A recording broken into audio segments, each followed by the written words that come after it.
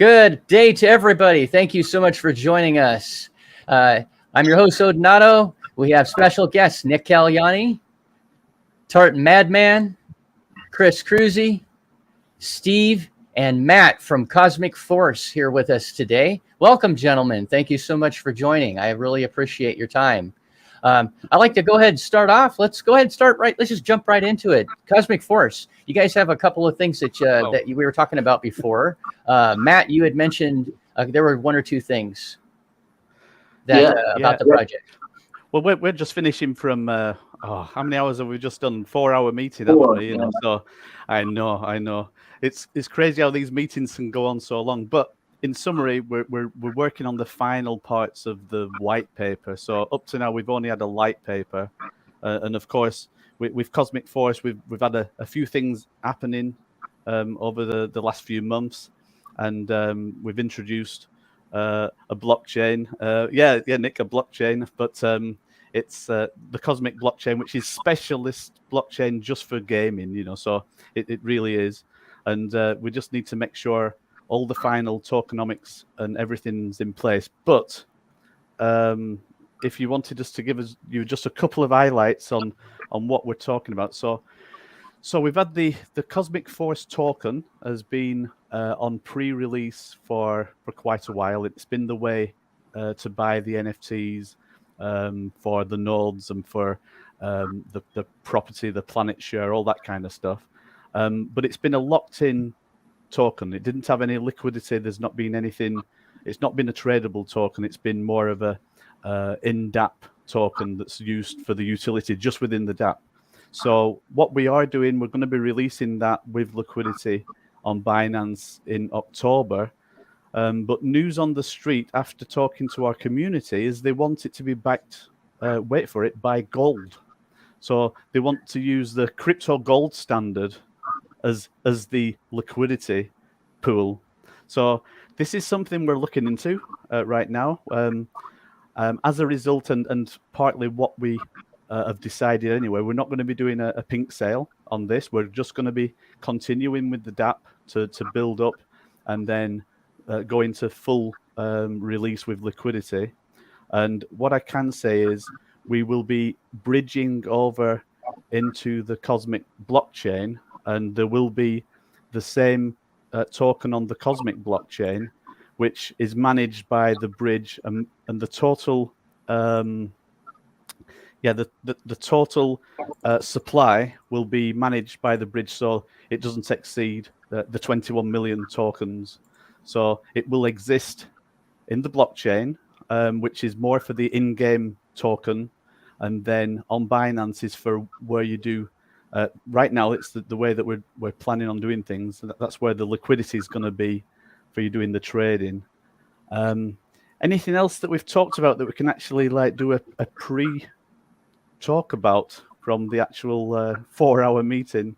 Well, we are looking. Yeah. Well, I'm just saying we are looking to release, aren't we? We're looking to release over the next couple of days anyway. Exactly. Sorry, Matt. You know, and we're just talking because the team is it's funny because we've said that the team is our family, and still some people in the Discord are like, oh, I wasn't quite sure, but all our second he's my son. the same. Yeah, but yeah, we were just going over, sometimes you have to go over the same thing, because months go by, and then so we were talking about some other stuff that's got to do with, how, because, we've got OG and alpha NFTs, we've got the discounts on that.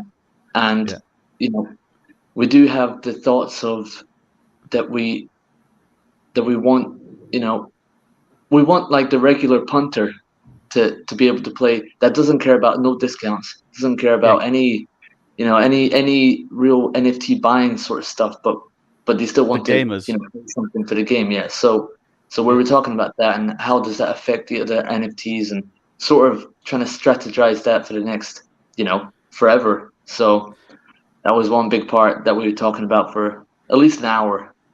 Yeah, because in the background, we're busy working on the actual gameplay and the initial release. So we're releasing the initial gameplay in October, and what we're looking at doing at the same time is releasing a general gameplay avatar NFT, so that people can participate in the game and they can actually win rewards, all that kind of thing. And this will be at a very, very reduced price. So it literally is like somebody jumping into the game just as a gamer. And whether this takes the form of being able to buy with Visa or PayPal or something like this, we don't know. It's something that we're looking into. And it's always been part of our strategy that we want to pull the divide together, because in gaming, you mentioned the word NFT and everybody goes, oh, it's of the devil and all this kind of stuff. And we need to show that actually using crypto in the gaming community is a good thing, because it's securing them digital assets that then you have, they're yours. You can do other things with them. And, I know Nick agrees on this, because, and I like the way that the Vulcan, or the new blockchain, is going down the NFT route very, very much. And it's all about securing them intellectual rights for people, whether they've bought something off the shelf or whatever. So it's something we want to do, is open the market up on that front. And then the final thing that we've been talking about is the Cosmic Coin, which will be the native coin part of the blockchain. And we're looking at doing something special with this on the pre-release, which will be, again, at the end of October. I think we want to get CFX, the Cosmic Force token, out of the way. And we're looking at the way that actually works. And part of the mechanism that we've got in place is that the people that are actual game players, we don't want them to be buying the Cosmic Coin to then have to pay gas fees also in Binance and then also in the blockchain. So we're working a mechanism out that the actual game treasury itself will be buying the Cosmic Coin, and it will be paying for all the gas fees within the Cosmic game. But this is something that other developers, when they develop on the blockchain, they'll work out their own mechanism on doing that. So I think that's it. That's a few of the highlights, but it's all going to be featured in the white paper. And I think anything else that we mention now, we may overstep the line on what we can mention just now, because we're just changing a couple of things to make more sense. We're trying to not have it too complicated, but at the same time, it's got to be fairly complicated and comprehensive to do what it needs to do. Yeah, and also we said like 1,000 million words over the past few hours, so yeah, what's correct? We'll so what could come out of we could say anything at this fried. point. No, it's not too bad, but we'll stay as long as we can, and yeah. But I'd love to join in other conversations as well, But we're busy on Cosmic Force as always, and there'll be more updates soon. So thanks for the opportunity for us to just say a little bit on what's coming next. Absolutely. And is the white paper you have touched on? You're looking to drop that, I believe I saw in your Discord sometime later this week. Is what you're shooting for? Yeah. I mean, what I've got to say is 100%. It's got to be this week, because it was going to be the end of last week, and then we found there's more detail that we need to go into. It would have been good to have actually dropped it today, but we've got some last minute sort of changes just to add and change. So I think let's aim for Thursday. Thursday sounds like the good day for the drop. It's funny because I guess we technically did drop it today. Leave it another time. Yeah. Well, I like how you're. Oh, go ahead. No, I was gonna say more about the because I went to a crypto event, here in Bali last Thursday and Friday, and I mentioned people in the Discord that I was going to try and promote Cosmic Force there. There's a lot of different Asian countries represented there. So I was asking them. I was filming people for interviews for Crypto Gold Rush, but I was also talking about Cosmic Force and just gaming and the latest developments of what's going on lately, because because we're all part of it, and it's interesting to film people about technical details. I mean, I'm not like that technical, but compared to the average person, you're looking at this stuff every single day. So, and it was cool, it was cool to see what's going on here, and it was cool to see what they can and cannot say.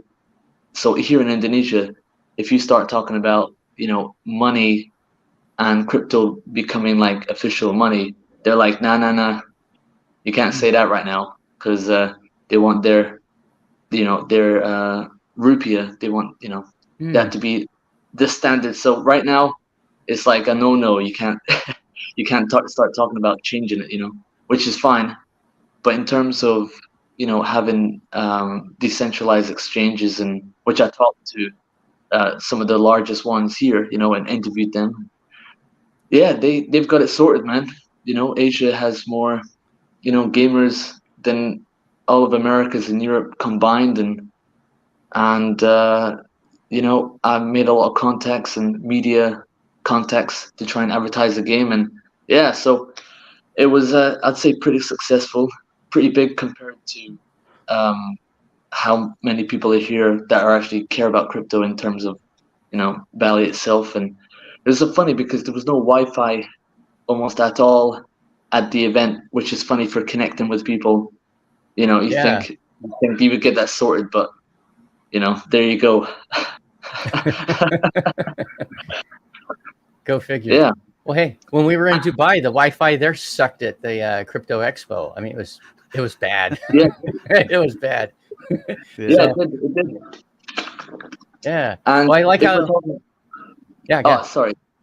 If we're talking, I actually met people that me and my dad met. We met people that were at the Bitcoin conference in Miami. Yeah. We met people that were from there too, and we're talking about another YouTube channel, which I don't know if I can bother to say or not say, but anyway, I was like, yeah, I thought they were scammers, and then they were talking to me. They talked to them and found out they are scammers for real now, and it was funny. That's good job you don't mention them then. Right, but it's funny how you kind of see it at the time, even if it's a year or longer ago, and you kind of have in your mind, all right, I guess it was right, But one thing that's interesting, you can go to events all over the world, and I know there's like big events coming up in Singapore. Is a big Bitcoin event, and you bump into like people that you've seen before in events in Miami, or like you say in Dubai, or in London, and so relatively speaking, the community, the crypto community is still a small community when you think about it, compared with the population of the world. So right now, we're all we're at the tip of the iceberg. We're still at the beginning, and that's one thing I always like to remind myself, is that we're here in this opportune time to make a difference. And what we want to do, and I know what you guys want to do, is we want to make a difference in the crypto world in a positive way, and that's what we want to do. And we want to put the good into crypto, because crypto is good, and it can be used for good, and also it can be used for bad, so but it's interesting. It's a small world. It's a small world in crypto. It is. So I've got a question. Is Nick a gamer at all? Do you like to pew once in a while, or any kind of games, Nick? No, I used to work on writing games, but no, I'm not much of a gamer. Oh wow! So you did? You did some coding back in the day? Yeah. Even now, I've been working with a GDevelop kit to augment it with NFTs essentially. So GDevelop is a really nice SDK that makes it possible to create browser games very quickly and rapidly. So. Very cool. Well, I was just going to say, because if you do like to game, you probably kick my butt. So no chance. I would suck at it. I'm really good at dying really fast. Usually in first-person shooters, the ones that I ever dared to get into, I'd spawn somewhere and then dead, just like that. I mean, seriously, like 2 seconds, dead. I'm still looking forward to it. I always like some of Nick's backdrops, because sometimes you can see superheroes there and that, So even if he doesn't actively game, he's in that realm. His mind is in there somewhere, So I reckon he could come up with some good game ideas. Yeah. Hey, we have a question from Rickness. It's been up here, and I wanted to ask you guys real quick. They're asking, do we have a general idea what minimum specs my PC will need to run the game? So, I can answer, because I was actually talking with a guy that was interested in NFTs and stuff. Anyway, I was talking about that, and I would say because we have the game as we're developing it as we go along, but when it gets down to the planetary level stuff, the open world stuff, I'd say minimum, I would probably say the 2000 series RTX cards would probably be the best, the 2000 series. We're not talking about like getting a DLSS stuff on, because there's been some controversy of that. People having minimum specs with the DS. For those that don't know what DLSS is, it's just upscaling, from having a lower resolution like 720 or something and playing it in 1440p, and anyway. So I'd say the 2000 series. I don't know what it would be in the AMD. I don't really use the AMD stuff, but that would be it. So like 2017 cards, probably the minimum. That's not too bad though. If you can go back 6 years in hardware and still be able to play, maybe not in top resolution, but be able to at least play at a minimum. If you're budget constrained, that's cool. That's really cool. At least you can play it, right? So thank you. Appreciate that. Charlie says, once we launch our blockchain, the new name blockchain, and I know, Nick, we can't rip it out of you. We know. I was going to try, but I'm not that slick. I'm not going to try it. All right, 2 more days. All right. Yeah. He says, once we launch our blockchain, will Cosmic Force be migrated to the new blockchain, or will it be replicated? Okay, I can answer that. And one thing I want to make really clear, right, is we were in Vulcan from the beginning. We sacrificed like everybody else. We bought into UXI because we were looking at building up some liquidity beforehand. So, so we're as much committed into Vulcan, the new name, Dudum, whatever that is. We're committed. But along the journey, because Vulcan... Sorry, I know I'm doing a slightly longer reply to it, but along the journey with Vulcan, there was some restrictions that meant it wasn't ideal to fully put a game onto Vulcan as it stood before with the previous tokenomics, right? So we were already looking at the possibility of becoming a multi-chain solution, and this is why now we have the Cosmic blockchain, which is purely to do with the game blockchain, what it needs to save game-wise, right? So the short answer now is 100% yes. We still want to do something, and I shouldn't even say the word still. We 100% want to do something with the new blockchain as it comes out, especially because it's a creative space as well. And we have a few ideas on that front. We won't be jumping totally in there and putting everything on there, but it'll be part of the multi-chain solution that we're putting together. Yes. Awesome. I want to make sure I don't forget. Thank you to the lovely Mrs. Odinato for your 99-cent. Apparently, I'm only worth $1 today. I was worth $5 last week, so apparently there's some chores that I don't know I've missed doing. But I'm not totally in the doghouse because I got $1. Wow. Hey, without Mrs. Odinato, I would be absolutely nothing. I mean that.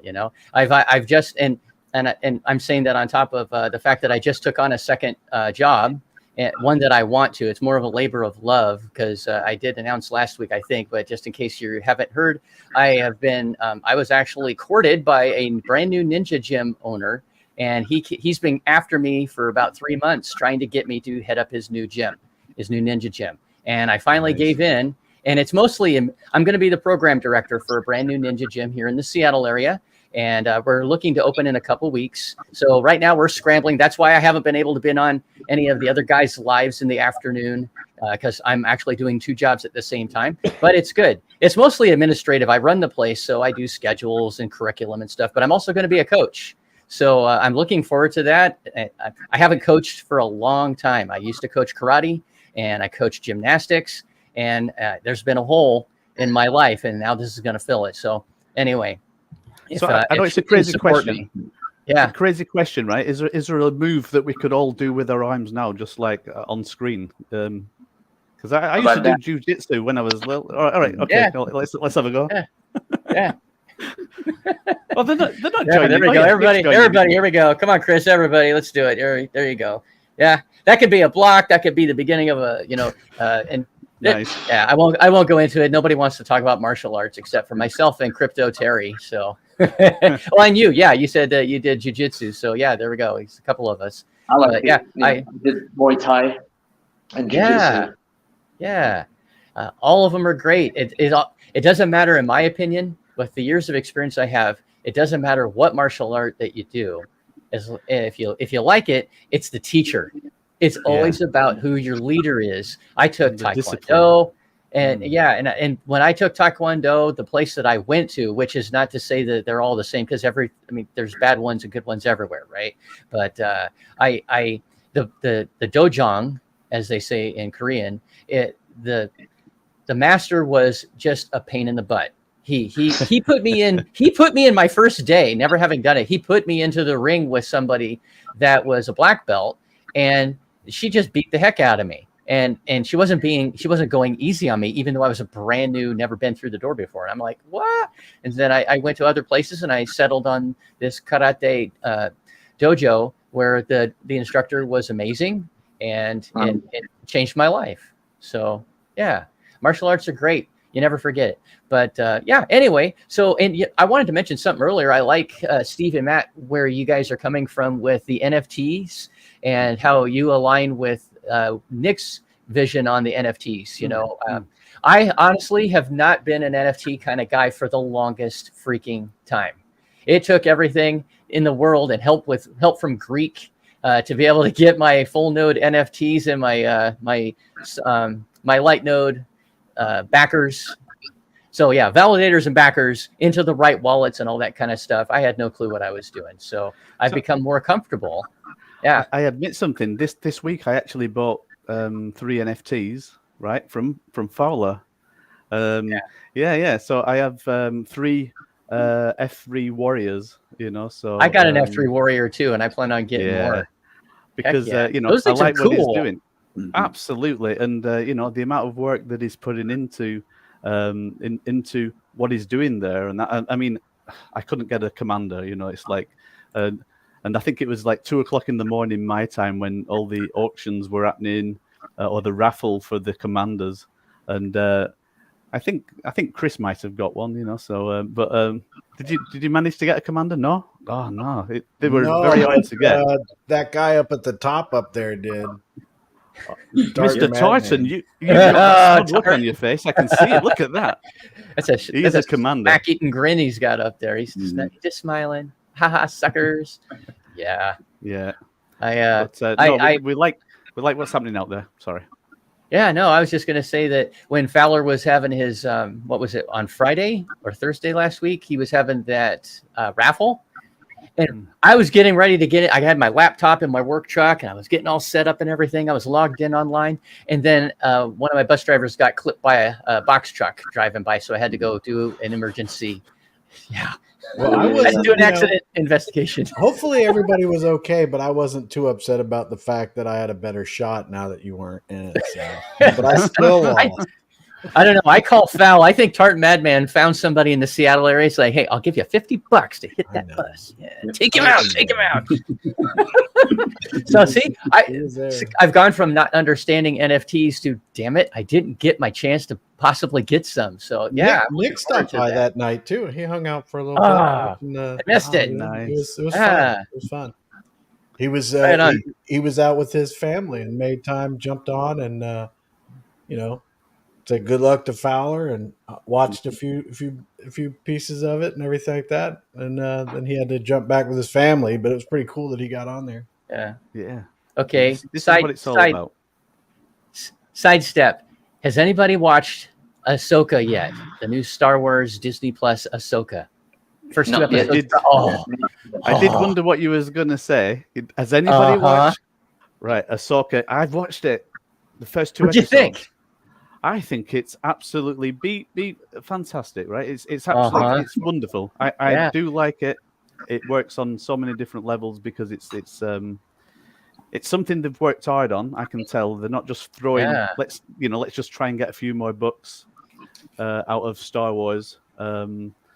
It's a good part of the storyline that most people, I think, don't know about. I used to read heavily. I was involved in Star Wars books in the 90s and the 2000s, and I read just dozens and dozens and dozens of canon books. And in that show, if you haven't watched it but you like Star Wars, you're missing out. Make sure you watch it because they talk about Grand Admiral Thrawn. And in 1990, I believe it was, Timothy Zahn, amazing author. Yeah, we hope Nick gives a very nice, juicy name reveal. Not going to happen. He already told us 2 more days. But yeah, they talk about Grand Admiral Thrawn, and that's something in the Heir to the Empire 3-book series that Timothy Zahn put out in 1990. That's just an amazing read, and it fills in all the holes because he is one of the most evil guys the Empire ever had. So there you go. There you go. Yeah.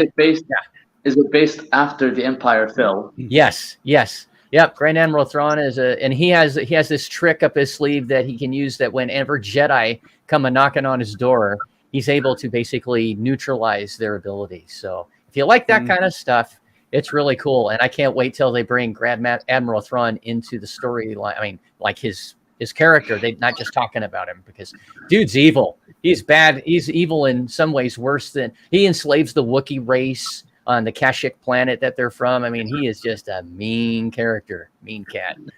So let's see. What else do we have? Oh, so Nick, I wanted to see if we could talk for a minute maybe about the multi-sig that you set up.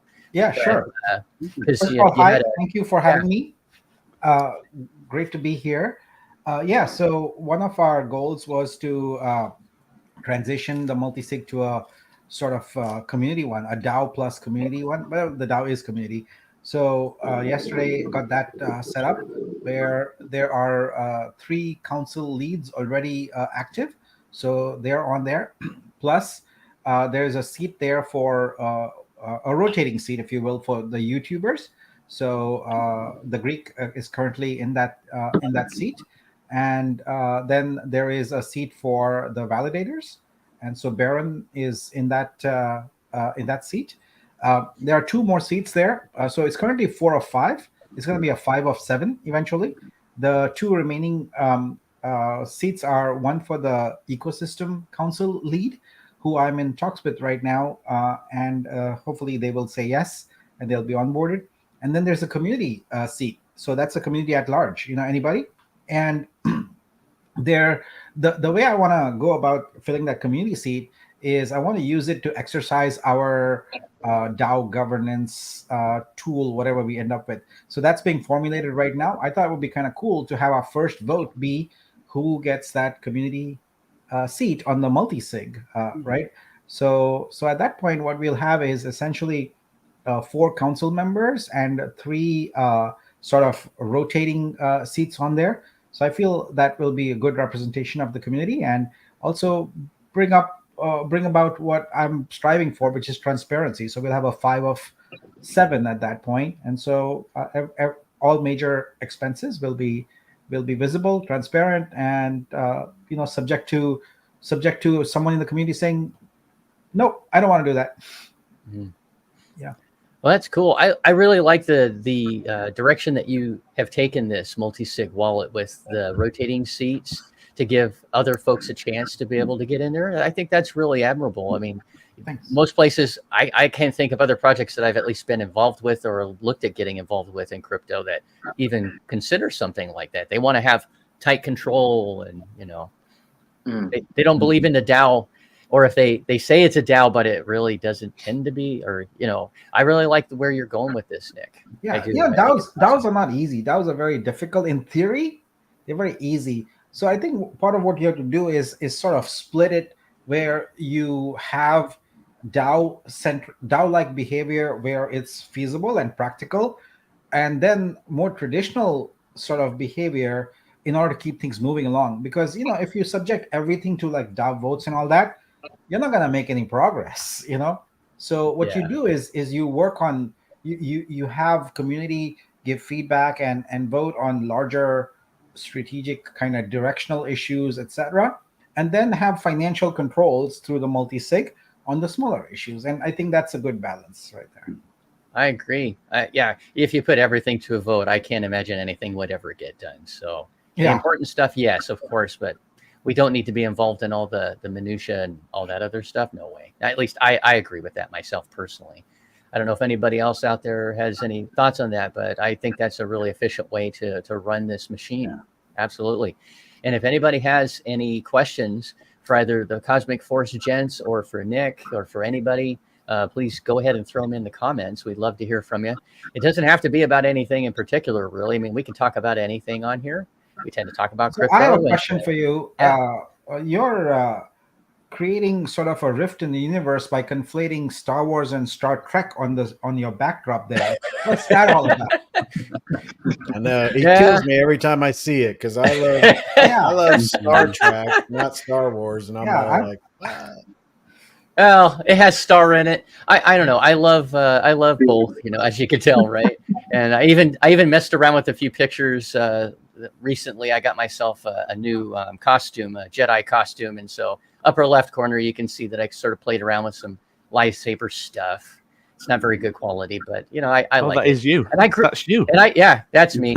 I didn't frame it well, so it doesn't quite show me very, very well. But I grew up with both. I mean, I was born in '69, so I saw Star Wars when it was in the theaters, when it first came out. And I didn't get to see it my second time until, what was it, 82 or 81, right when VHS came out. You could actually rent a movie. That was the second time I got to see it, so I lost my freaking mind.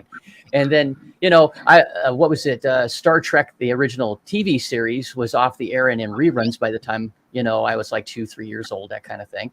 And, I grew up with all of it, so I got to have both. It's not East Coast, West Coast kind of thing. But, both have had their bums and both have had their successes, right? I'm a huge Voyager fan when it comes to the TV shows. And I know that not everybody is, but my oldest kids were at the right age when that came out. And they've watched it all the way through, like I have multiple times. And I was a Deep Space Nine fan, like the first season for a little bit, and then I was like, okay, this whole thing with the prophets, I can't deal with it. And then I skipped it for a couple of years until the Dominion Wars started happening, and then I was like, all right, we got some bang bang going on, and it finished off pretty good. But I don't know, that's my thing. Not a Star Wars fan, Nick, or just bringing up. I like both franchises. I like TNG the most. I think of all of them, just because that's the one I was most deeply into. And honestly, one of the funny thing is, I was in Vegas once for a conference, and they have these they call them Ignite sessions, where you have like 20 slides that advance every 5 seconds, and you have to do a presentation. So I did mine on the user experience, the UX of Star Trek, and that continues to remain one of my most popular videos ever. And it's on YouTube, and I basically talked about how, there's some good parts and bad parts to the user experiences in Star Trek, and I like it. It's cool. Yeah, I did it in full costume, by the way. So, oh, nice. I love it. Yeah. So Trekkie, awesome. Oh, yeah. I'm a somewhat Trekkie myself, but I've never been able to go to one of the the cons, Star Trek Con or any of that stuff. I don't know if I could handle it or not. I love the franchises. We as a family, we went to the photography show. I think that's what it was called, National Photography Show in Birmingham. Yeah. Yeah, and there was one year that they had Comic-Con in the next building. So we were like, we go just filming stuff about cameras, and all of a sudden we see Darth Vader with all the stormtroopers walking through like a massive parade. It's like, wow, about we didn't 30 pay any of money them. for that. It was quite actually. Yeah, you see them though, right? You see the, Darth Vader and 30 stormtroopers compiling in, right? It's freaking scary. I tell you, you imagine that. It's like, whoa. Mm-hmm. Well, it was great. And we didn't even expect it, Didn't even expect it either. And we just had like massive parade come in. All right, then. I guess we're not that nerdy then. No, we loved it. I also wanted to mention back to Nick's pin message from a few days ago, or I think it was yesterday. You had mentioned, Nick, about the Discord being completely reorganized. I'd like to touch on that because I know folks in the audience, maybe some folks haven't been up to date, but that you said that it's going to be completely reorganized to cater to 3 core audiences / use cases and become more professional and welcoming to broader audiences. And I'm just going to stop with the 3 bullet points and maybe ask if you had anything you wanted to mention or touch on. It's going to be broken into, or it's going to be, we're going to have stakeholders / investors, creators, and DAO business is what our 3 core audiences. Did you have any additional thoughts on that maybe that you wanted to expand on? I think it's pretty obvious that, it's a free-for-all there right now. And when you have a free-for-all, basically the people who have the most time on their hands and they are able to post. So we'll get that under control. But in terms of the stakeholders, I wanted to make sure that the suggestion has been going around. And it's almost in the department of it's so obvious. So we want to token gate and account gate that. So there'll be channels there where if you participated in a prior sacrifice or whatever, then your account is in the database, and so we can match you up there. And then moving forward, if you're holding a certain NFT, then that would be token gating. We would have that also. But just really want to make sure that there's always going to be an open channel where people can say what they want to. But I don't think that should be the front door. That shouldn't be the welcoming committee. If we intend for this protocol to succeed, right?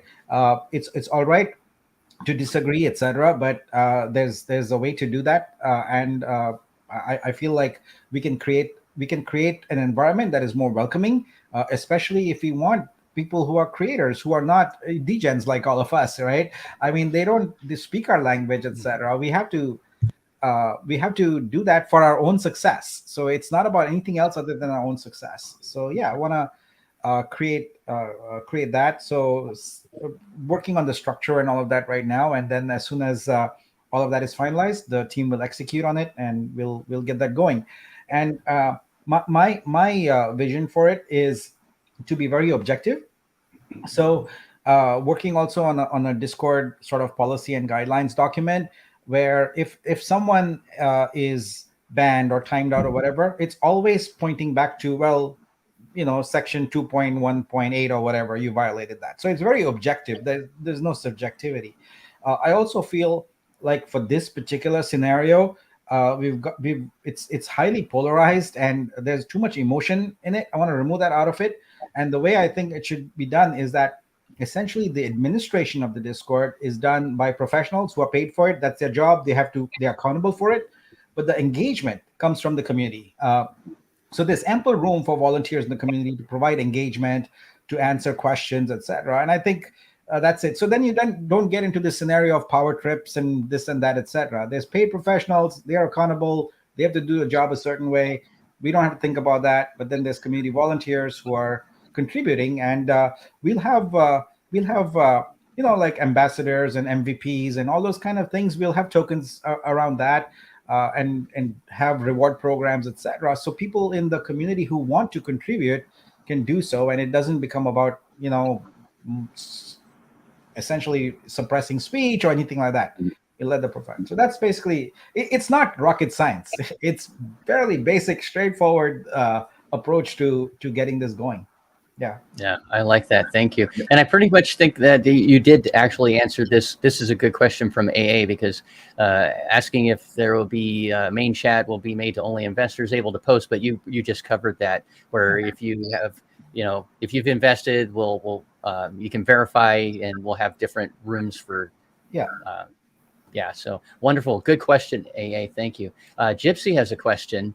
Can we please get an update on launch? Yeah, sure. So everything is proceeding according to a plan on the technology front. We are focusing on getting the dynamic rebase implemented.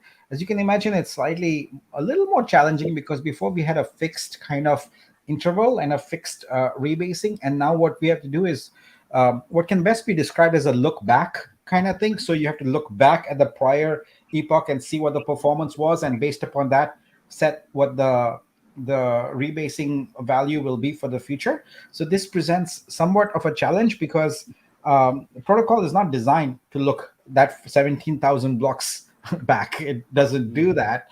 So it's a bit of a challenge, but we'll make it work.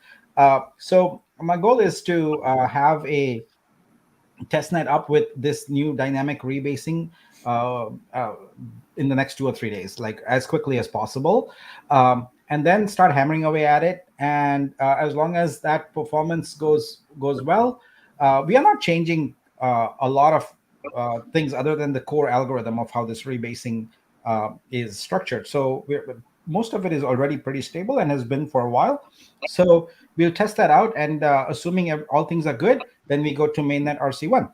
And the goal there with mainnet RC1 is to have it up, but only with a few validators, so we can test it out again as a mainnet. And then as our confidence improves in that, we go through RC2, RC3, and each time we bolt on a few more applications on it. So that's it's basically, as the roadmap says, we lost a little bit of time because of the whole brouhaha around the multi-sig and the payment and all that kind of stuff, but that's been resolved now. So we are moving forward expediently. And I mean, we have so many balls up in the air right now, but it'll settle down, right? Like getting started and getting an organization in place, where before it was very much sort of loose. I'm trying to bring more structure into it, and also at the same time making more transparent and open, right? So the protocols for when we have meetings, who will record them, who will write the minutes,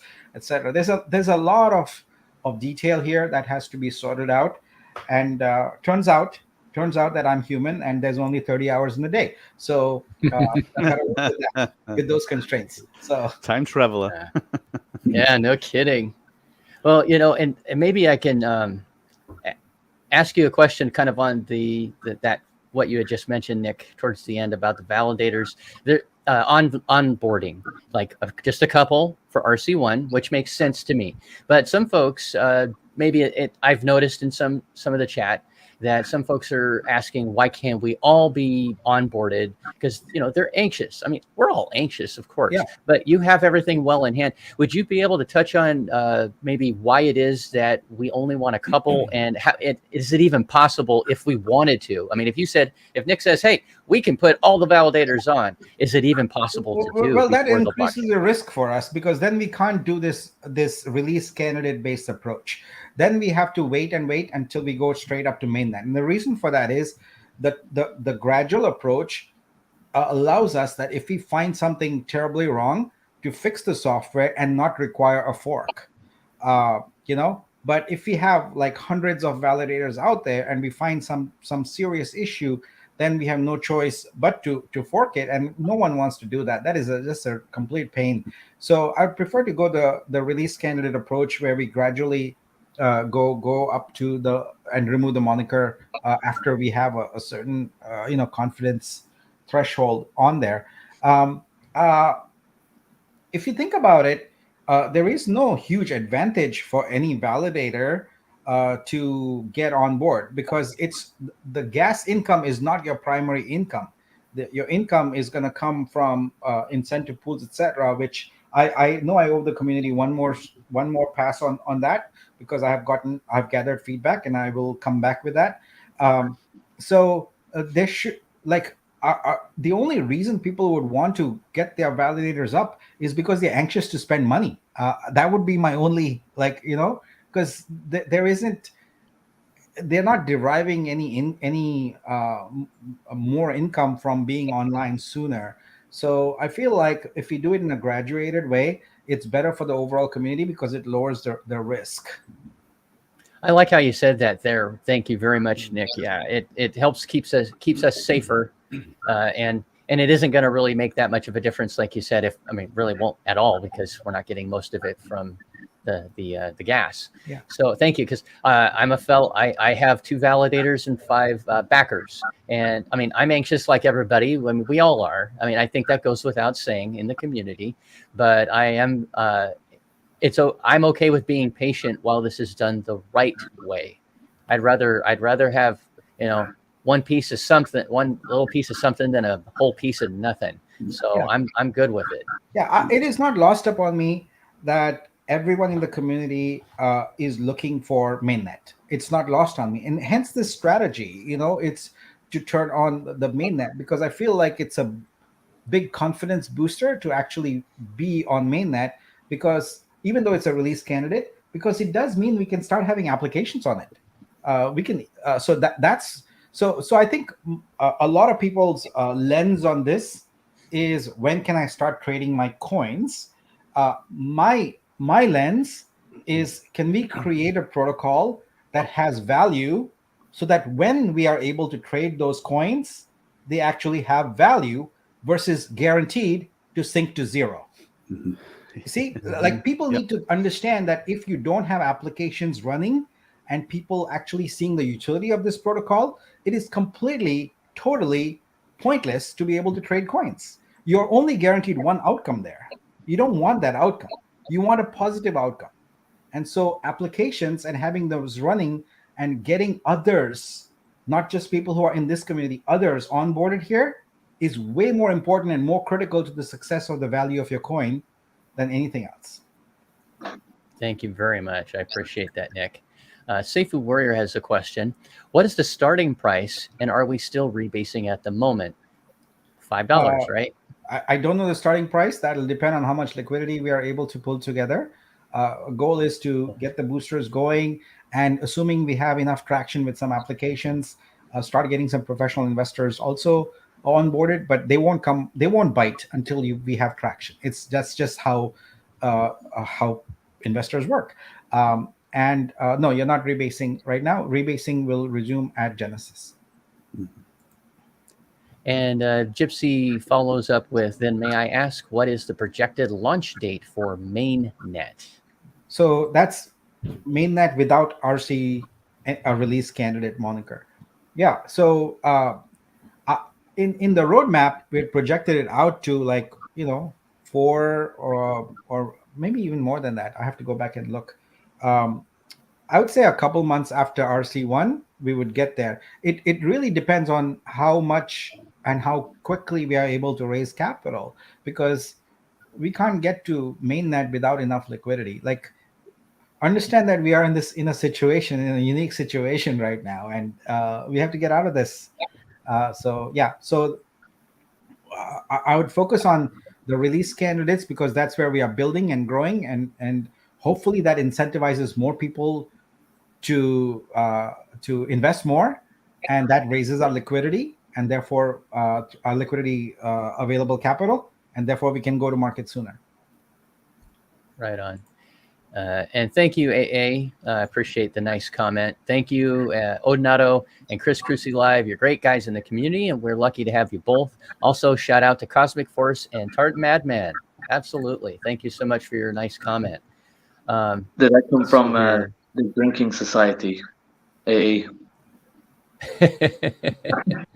In the UK, AA means something different, when you break down on the road. Yeah. The AA comes along to help you. So I just want to bring up the Safuu Warrior. I think he answered this, but I just want to make sure. Yeah, I think so. Is that what you were the answer was that good enough, just let us know, and then I'll watch the comments. Yeah. He just answered that. Yeah. Thank you. The Y channel says, when would we be able to trade our coins? So we'll be able to trade our coins when we have enough liquidity for the DEX, and we enable the DEX, and also we have enough liquidity to be able to get centralized exchanges to list us. So those are, so whichever one happens first, that would be your earliest point at which you could trade coins. Right on. Gus has a question. Asks, when will validators receive info as far as what the requirements are prior to jump in? So I'm guessing that means like for virtual machines, for what we need to do for hosting, I'm assuming we would have something like that. Yeah, so it's even better than that. In the strategy council of the DAO, there is a team called validators, which will have a team lead who is one of the validators. And through that team, we'll organize all the validators, make sure that their communication needs are addressed, etc. So instead of being ad hoc, we are going to formalize it. So this validators team is responsible for making sure the validators' concerns are addressed. They have the information they need, have the schedule they need for onboarding, etc. If there's any maintenance, etc. So that's the purpose of having a formal team whose sole purpose is to focus on the validators. Right on. Thank you, Gus, for that great question. Dadbod Veteran says, thanks for bringing professional back to this project. Yes, absolutely, 150% agreed. We're lucky to have Nick at the helm with all the dedication. I can't believe there's only 30 hours in the day, Nick. I mean, come on. What are you new? Man, grab another gear, son. No, we're very, very lucky to have you on board, lead and captaining this ship. Nameless says that, Nick, so how are you choosing which two nodes get onboarded first? Shouldn't it be random to avoid conflict of interest? I don't know the answer to that question. I'm going to appoint someone who you say should be the team lead for the validators, and let them work with all the validators and figure this out. It's not my call. It's the validators themselves should organize and manage this. Oh, can I just say something Can I just say something about this, right? Because I used to work in payments, and we made chip and pin payment machines for buses and trains, all that kind of stuff. But when we were ever rolling out a new network of buses that all had the chip and pin payment system, you would roll out 2 buses first, right? So maybe you got like 300 buses, but you'd only roll out 2 buses, and you'd have that running for a week or 2 weeks, make sure there's no problems, and then you go for it. So I'll just backing up what you said. Yeah.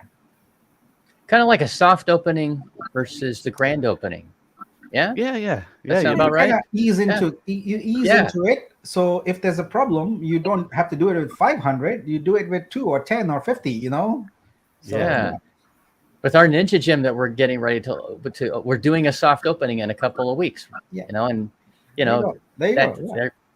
That's it. So, yeah, we're all dying to get this thing going. We all know that, and so it's as you can tell if you've listened to Nick talk, not just today, but all the other times he gets up here. Nothing's lost on him. Nick understands where we're all coming from, but there's better ways to do this and not so better ways to do this. And I, for one, really like Nick's vision, and the level of detail is unreal.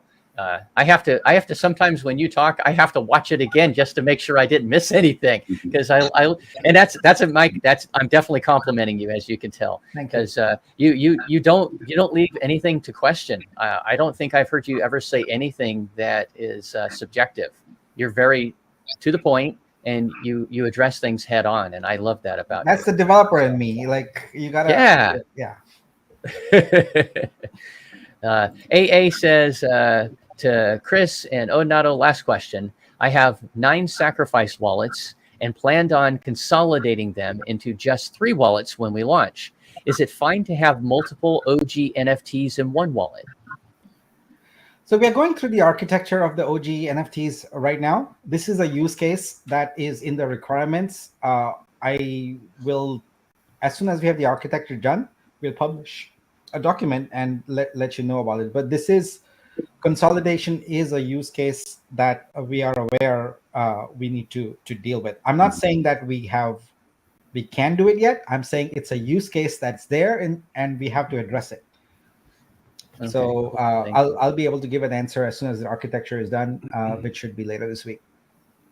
Right on. Thank you, Nick. Nick is getting close to what he had mentioned at the beginning of the broadcast, that when you had ironically, it's the meeting to discuss that exact thing. Oh, well, we shouldn't keep you then. Go, get out of here. Nameless asks, just wanted to make sure we are asking questions to make sure nobody can find ammo to complain and make up negative things about. Yeah. You know, I think people are going to make up negative things anyway, and that's part for the course. It's okay. It's okay. People are entitled to do that. It's not a problem. Yeah. I mean, to me, I'm not someone that likes to look at the complaining. I think you're more tolerant, Nick, than I am by a long shot. I mean, I deal with it. I deal with a lot of negativity in my job. You know, it's just part of the deal, and you know, you have to be professional and stuff.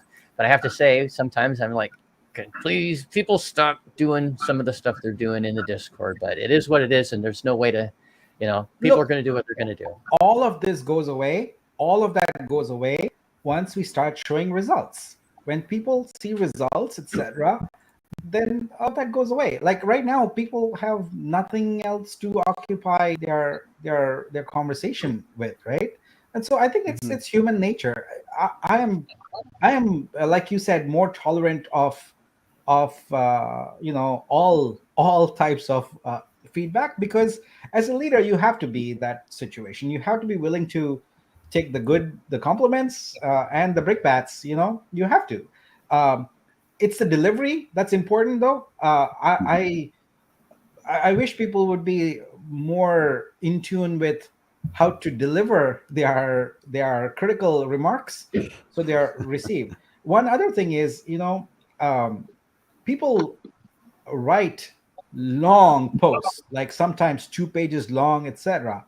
I am sorry, but I have no time to read those. So generally I'll answer those ones, which are like 1 or 2 sentences where it's quite clear what the question is and what it is. But if there's a long, that is not something that is going to get responses ever, like long posts. Yeah. But yeah, I'm okay with critical feedback. It's everyone's prerogative to do that. So not a problem. Right on. Senior Rojo says, I'm happy our community is coming along, healing and progressing in a more healthy way than before. Let's freaking go. Yep. Absolutely, Rojo. I love it. Thank you. And all the best to your daughter and her continuing recovery. I hope she's doing well. Yeah, I see a comment there that I'd like to answer from CryptoFed UK.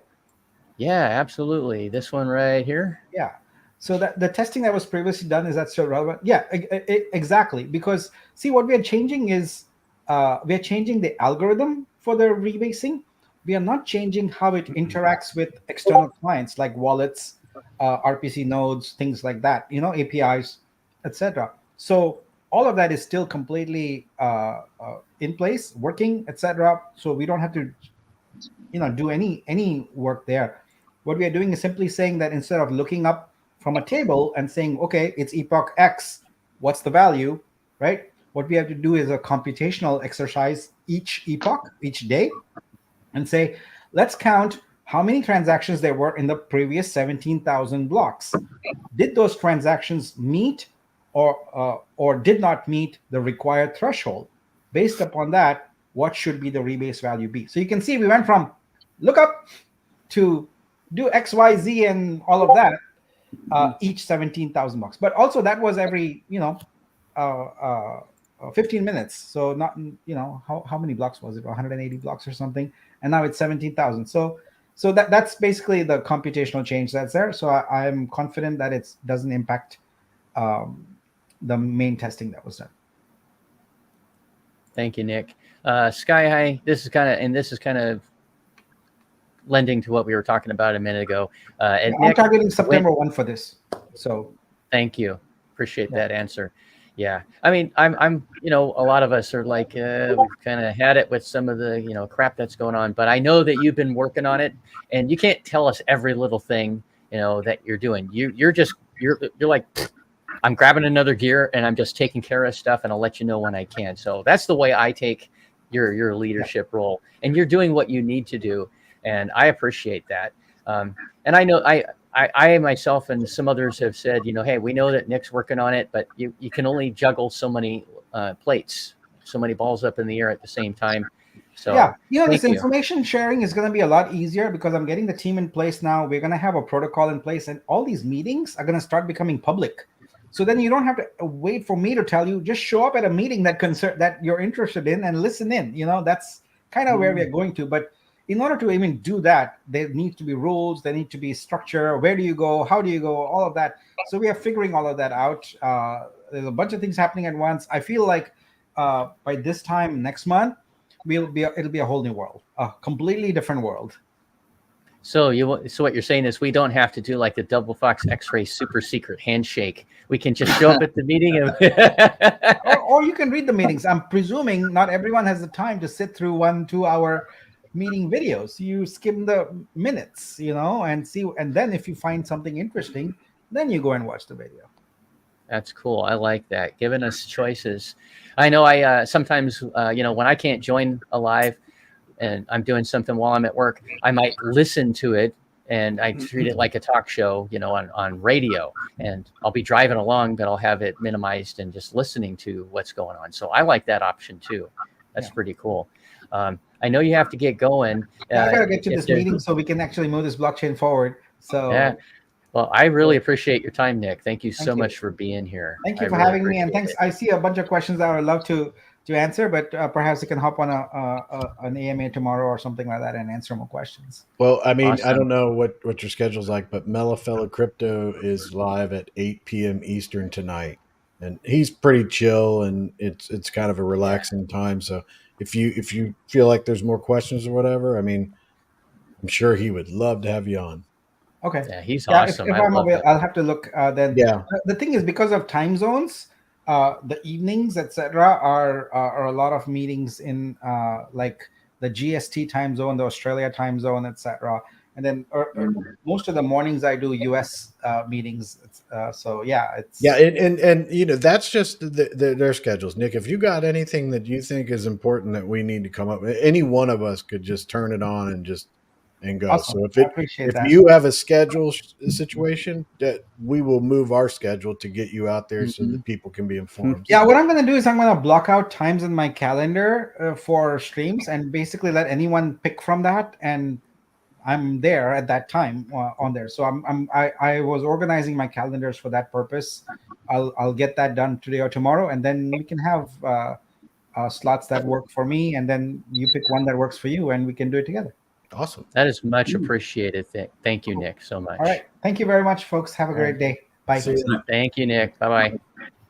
Well, that was really great being able to have Nick on for a little bit. And so Odie, I'm gonna star this question, but I think that might hold on. I think it might be make sure that Matt and Steve. Oh, there's something happening. Chris is doing something special. Scroll up a little bit and read that comment. I don't know if you guys want to talk about it or what. Oh, yeah. I saw the comment. Right. So the question was, are we uncomfortable that BL bought some nodes on the Cosmic Force project, right? And so what I'm going to answer that with is that no, we're not uncomfortable at all. And part of the reason why is he did invest into... when I say invest, he actually bought an OG NFT, and he bought some Cosmic Force token, and he did that quite a while ago. Right in the beginning when we were first releasing there, and on that front, he's now what's happened? He's converted them. Like, rather than holding some CFX and waiting until we get liquidity and then instantly dropping the CFX out to drop the price of our CFX, he now doesn't hold any CFX. So he doesn't hold any Cosmic Force token, and he's an investor like any other investor. I think in there it says he's bought. What does it say? It says extensive purchases of validator nodes. There's 2 Cosmic nodes and there's 3 light nodes that he has, and that's all on the blockchain, and anybody can look that up and see exactly what's there. And so that's what it is. So to the community, I think it's actually a positive thing because it stops any action going on when it comes to the CFX token on manipulating the price. But there wasn't too much in there anyway. But and it's funny. That's a straight answer, really. Yeah. It's funny because the people that were going the most wild were the folks that were in the new Discord. Exactly what we're talking about. Yeah. So I did message in there, and it seemed like literally no one either bothered reading what I said about exactly what Dad just said right now. So it is kind of like I think that Discord's going to sort itself out. They're going to tire themselves out, and but it's like there's no new concern meat, about them buying, Yeah, it's like like now with the big video that's come out and everything, that everybody's looking for the new nugget of news that they can jump on, and we hold our hands up and say, anybody can invest, and there could be unscrupulous people that invest into Cosmic Forest going forward, or into the new blockchain going forward. And it doesn't matter who the investments are. It's DeFi. The way it's meant to be is that it's a level sort of playing field for anybody, as far as being a person that invests into whatever you're doing. So what I'm saying is, it's like in the same way as I said at the beginning of the show. Good things can happen, then bad things can happen as well. So it's a level playing field for anybody to invest in any project you want to. But all I will say, and I'll say this for Cosmic Force as well, look, like Cappy, we'd love for you to be part of Cosmic Force. I'm not sure if you already are. I'm thinking you might not be, but it would be great if you did become part of the community and see what's going on in there.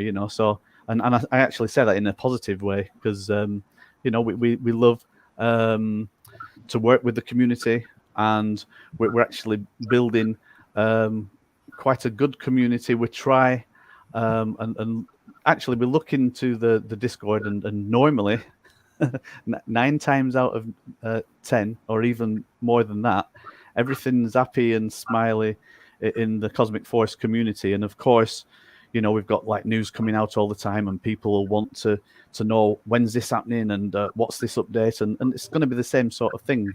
But we try and install a good community. We have some great mods on our team, and we're building a product. So what we're building, it's more than a protocol. It's actually a product that we're creating as well.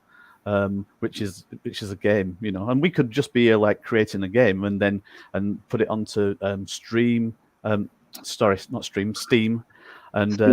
it as a product, and just as you create a movie or a TV series, it's a digital product that has a value, and that's what we're working on in Cosmic. So not a problem that we have somebody investing in us.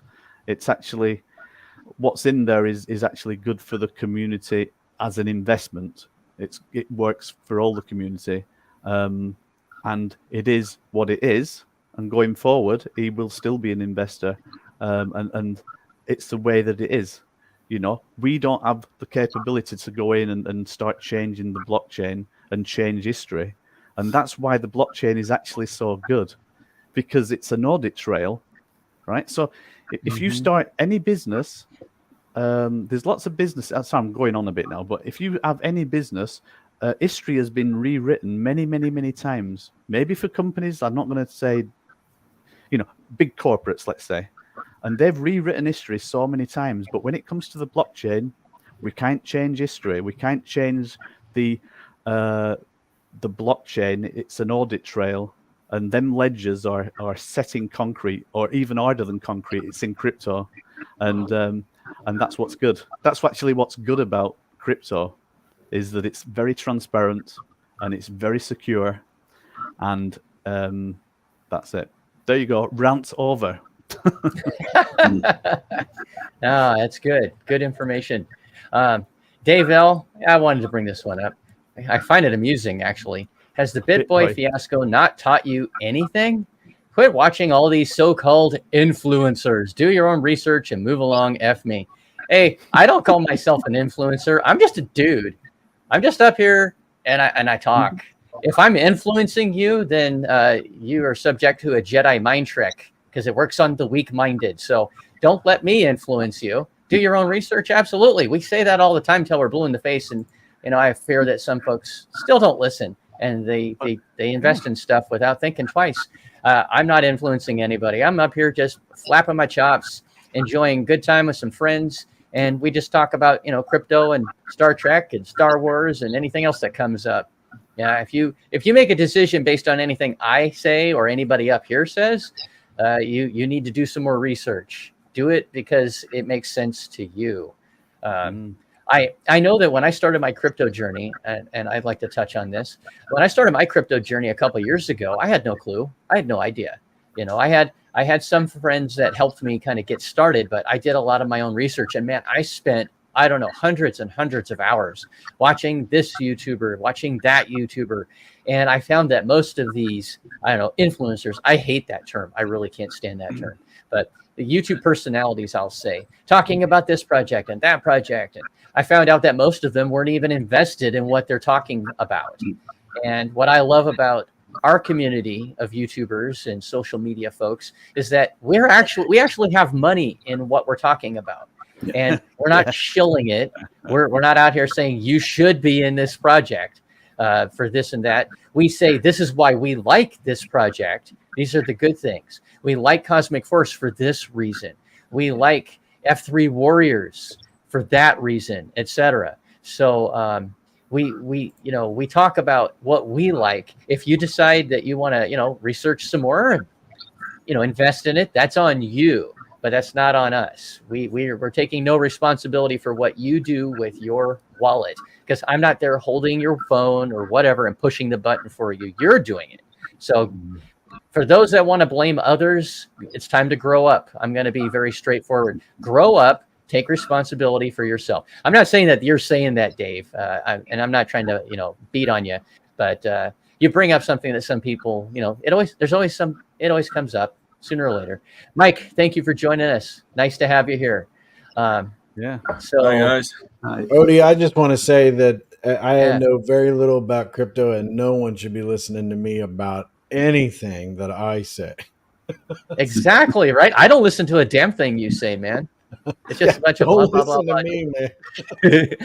It's like it's funny when me is that we'll do a live or something, and someone will say something, and I'll just go right over my head, and then I'll be like, "Wait, what did you do? What is that? I don't know what that means." Yeah, it's just we're out here talking. If you happen to, I appreciate that you're watching, Dave, and I appreciate everyone that's in the audience that actually decides to take some time out of their day, whatever you're doing, whether you're at work or you're at home or wherever, and you want to, hear what we have to say. I appreciate you. I do. Every last person that ever decides to listen. If one person's listening, I'm ecstatic. Anything beyond that, that's just, icing on the cake, Teddy One says, thinking about getting 2 more cosmic nodes. Bam! Before I switch to getting more Prisma NFTs. Yeah, I love it. Yeah, Teddy One, you make sure you wipe the floor with BL. And what I want to say anyway, I love the image there. That looks like a little F3 warrior going on. Heck yeah.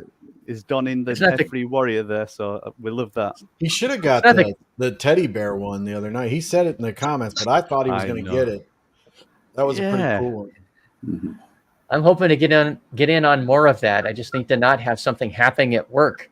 I need Fowler to do it at this time of the day when I'm not at work yet, so that I have more. I can get like, I don't know, Teddy One. I don't think he's won anything, but Teddy One and I should go in and make sure that Tartan Madman and a couple other people out there don't have internet.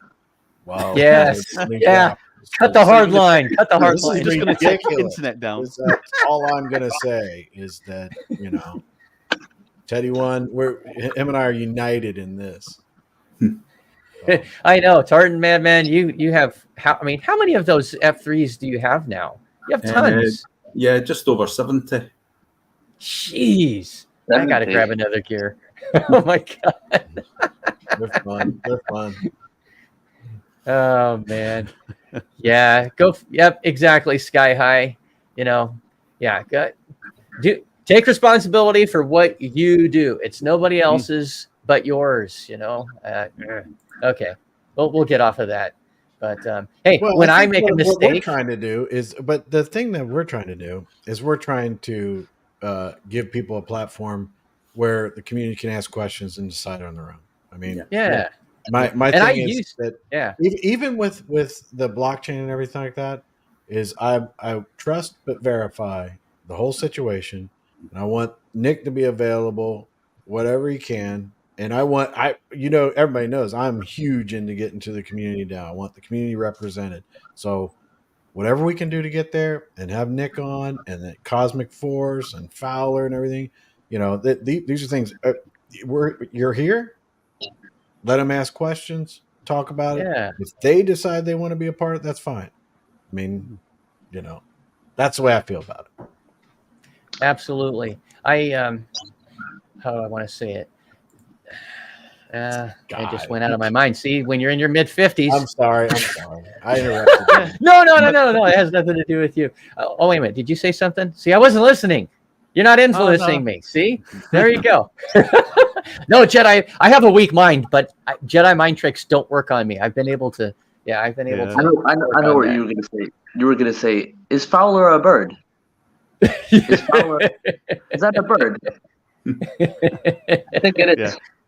Or these are the NFTs you're looking for. Man. I feel you, Teddy. I was there the whole time. I was just figuring you're going to win. I figured everybody wasn't even going to get in on it. It was just going to be only you. But you know what? Can't trust anybody. Yeah, I'm pretty sure it was all happening at 2:00 in the morning for me for the raffle going on there. So, and then I saw one and it looked like it was still for sale. And I'm watching, so I'm on the website, right? And I'm looking, I'm thinking, I could put a bid in for this, right? And it was the what's it called? The one with all the lines in the background, so it's like the anyway, so it was one of the commanders, and I'm thinking it's still available. I'll put a bid in for it, and then I'm watching the show on replay, and then it comes up in the raffle. It's like, well, the raffle happened 10 hours ago, so it's like it's already gone. It's already gone, And I think then shortly after the website updates and all that, but yeah. The beauty of we have folks in 24 different time zones involved in all kinds of things in crypto, right? That's the beauty. The downside, the ugly side is we're in 24 different time zones. Somebody's going to be asleep no matter what time you go on, right? That's true. This is the time of day that works for me for my show, and the best day of the week for me to do it pretty consistently. I wish I could do it in the evenings, but I work in the evenings in my time zone. So, my hours are actually going to be changing here in a couple weeks. Instead of Monday through Friday, doing 5 8-hour shifts in the afternoon and the evening, I'll be doing 4 10s, and I'll have Friday, Saturdays, Sundays off. And so I'll be at work even more than I normally am, so to speak. But it won't affect my Tuesday time slot, actually. So I'll still be able to be here. I was thinking about a different day, but Fridays I actually can't do, even though I have the day off, because that's from my regular job. The new Ninja Gym I'm helping to open up, I'm actually going to be on site teaching classes and stuff, which I'm really looking forward to. All right. And again, this is a labor of love. Being able to coach again is just something that's a dream come true. And well, darn it, they just kept coming after me, and I've never had anybody offer me a job before. I've never had that happen.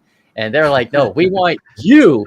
You've been doing this for a really long time. Yeah. So it was flattering. I won't lie. I'm not bragging about it, but I am excited that and it's somebody who's actually I've known for several years. His kids and I run the same ninja competition team for a couple of years at the gym I've been going to for a long time. And when we were in Orlando last month, at the World Championships.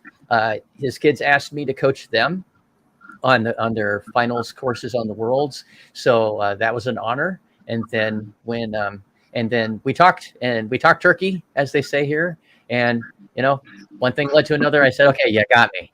Yeah, I want to coach. So anyway, that's a little bit about Odnato. I love that kind of stuff. But, I love some of the phrases that we talk turkey. It's like, what you like talk about Thanksgiving or Christmas or something. I know. It's like, my wife, Mrs. Odie, and I, we talk all the time. We'll have conversations, talking on the phone or at home, and I'll say some old-fashioned saying like that, like "let's talk turkey," and talking about the nitty-gritty or the money or whatever, and then it'll pop up. It's like, okay, hun, where did that come from? Who comes up with these things, right? I mean, seriously, who comes up with this stuff? And some of these old sayings are just too funny. It's just too funny. Sky High says, Chris, just buy a direct energy weapon. They seem to work really well. Take Maui, for example. Isn't Maui like dealing with a hurricane or something? Is that the reference? I think what it is suggesting that point this weapon to Scotland and take out their entire internet the next time there's an auction. Oh, I got you. Okay. Take out Tart Madman. Yeah. It's a bit unfair, that, isn't it? Yeah. I do like the time zone. The time that you have this show on. It works for the UK time zone. It doesn't work too much for Matt. I know. When I'm no watching some time of these, zone works. Yeah. No time zone. Like I wake up, right? Like was it this morning for me? And then I see. I don't know what show. I don't know what shows who. I don't know if it's Chris. I don't know whose show it is because it's all on the same channels, So it's like there's 9 channels. I think. Yeah.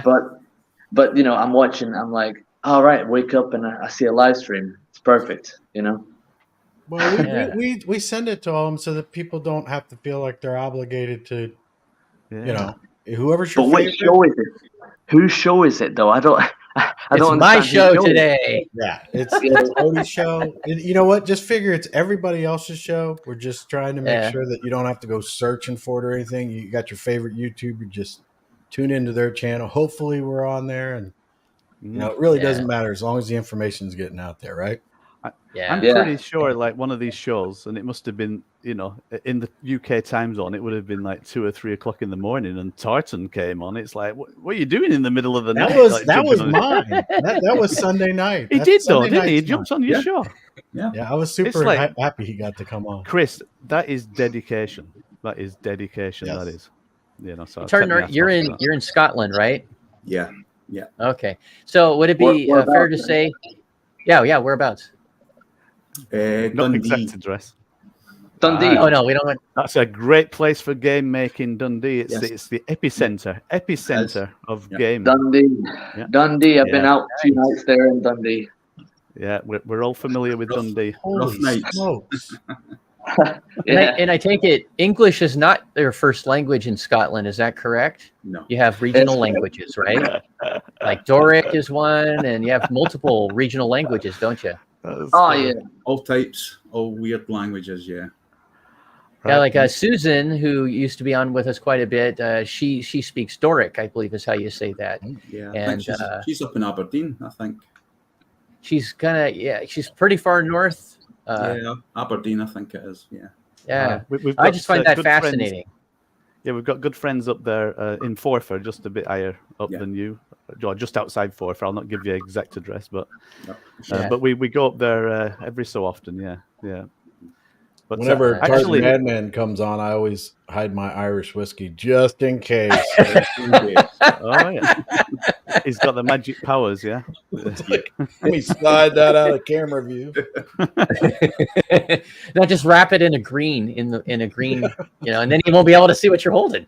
So I remember years ago, my first time I went to Dundee. It's like I've got to, and we were living in Scotland. We lived in Scotland for quite a few years down Dunfermline area, but we went up to Dundee, and I'd heard about these deep fried Mars bars and I went into one of the local fish and chip shops up there, And I saw on the menu deep fried bounty. And you get the bounty bar in America, don't you? Like a coconut little bar, and usually there's 2 of them. And my thought was, I'm going to get 2 of these, and I had a deep fried bounty, and it was absolutely gorgeous. It was, oh my gosh, that was great. That was my first experience of Dundee. Wow. Yeah, amazing. I've never been, but I'm hoping that things will change in the future, and I've never been to the UK. It's always been on my bucket list. I've never been to Europe. In fact, the only country before going to Dubai and meeting you guys almost 12 months ago, very close to 12 months ago, the only country I've ever been to outside the United States was Canada, because I'm 2 hours south of the British Columbia border. And it's not like going to another country. They're very much like it. I mean, yes, Canada is different than America, than the U.S. I should say. But the proximity, just so close to our border. When you go to Vancouver, BC, it's not like being in another country. I mean, the money's different. Everything's in kilometers and meters and stuff like that, metric system. But we talk the same. There's no accent. I mean, you can't tell that you're talking to a Canadian from that area of their country. It's not like going to Quebec or somewhere over east where there's definitely different accents. They speak French and that stuff. So again, and I love British Columbia. We actually have some members in our gym that come over the border a couple of times a week to do ninja that are from just over the border in British Columbia. So anyway, to do something.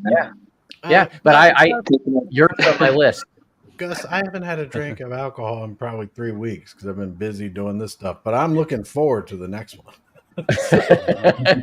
Whatever you're drinking, I can't. Yeah, I'm drinking a lot of water lately because I'm like, I need water. I'm not sure what Tartan thinks when you say Irish whiskey, because it's like, oh, well, Irish whiskey. You said Irish whiskey. What's going on? Is it fighting words? Are those fighting words? I don't know. I think whiskey is whiskey. It's like you put a whiskey. Right. I once talked to a Scot, Jameson. Right? There you go. I once talked to this. I'm just Scottish showing you, minister. Tart man. Don't get upset with me. Right. So listen to my exact words. Right. This Scottish minister, right, minister of a church in Scotland.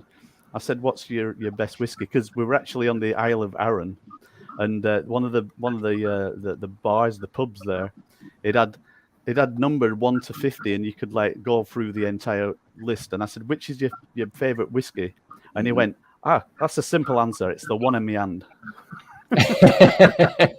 I like it. But it doesn't matter. Whatever you're drinking is good. Yeah.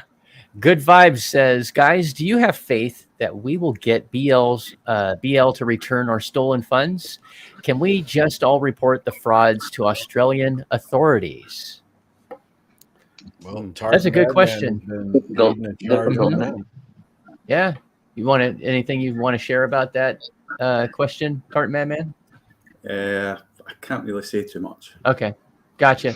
Well, just know, Good Vibes, that there are folks in the community that are on their own exploring those avenues. Yeah. So, I'm pissed. I'm pissed off just like the rest of us.